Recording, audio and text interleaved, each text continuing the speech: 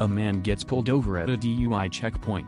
A man is driving home from a party with his wife and son. They get pulled over at a DUI checkpoint and the policeman gives the man the breathalyzer test. The machine beeps and the policeman asks the man to step out of the car. "Bullshit," he exclaims in response. "I haven't had a single drop. The machine is obviously broken. Test it on my wife." The policeman reluctantly agrees as the man does not seem intoxicated. As the wife is blowing into the breathalyzer, it beeps again and shows that she is drunk as well. "See, it does not work. You can even test my 4-year-old son." So the 4-year-old kid takes the breathalyzer test and what do you know? It says he's drunk as well. "As I said, it is broken. You should get it checked."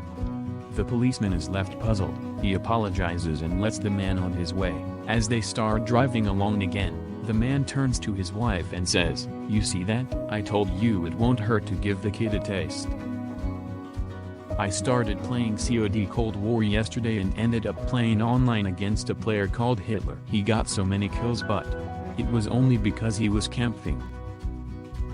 A 90-year-old Holocaust survivor told me this joke. Two Jewish guys are walking when one notices a sign on a Catholic church that says "Convert to Christianity, and we'll give you $100.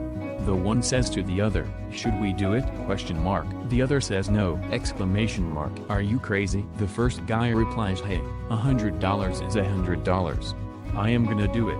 So he walks into the church, and little while later, he walks back out. The friend says, "Well, did you get the money?" He replies, "Oh, that's all you people think about, is not it?"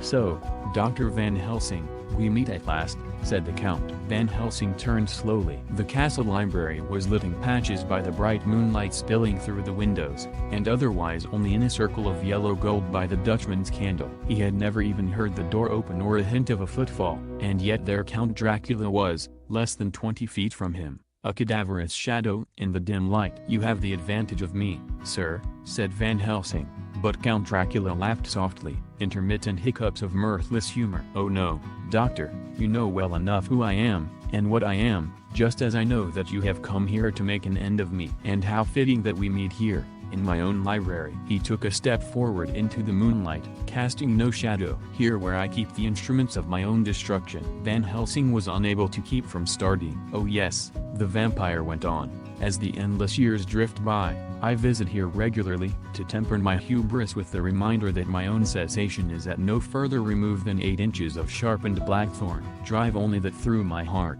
and I am no more. And by keeping such tools so close at hand, I remind myself to stay alert, aware, and suspicious, my good doctor." Despite himself, Van Helsing started to inspect the library shelves as covertly as he could manage, but he heard the faintest rustle, and saw that the shadowless Count was already closer by the interval between 2 patches of moonlight, and he frowns. "They are to your left," said the Count, "on the top shelf." An agile man might make a leap for the kickstool, another leap, snatch at the shelf and be rewarded with the tools that can defeat undeath. "Will you try, doctor?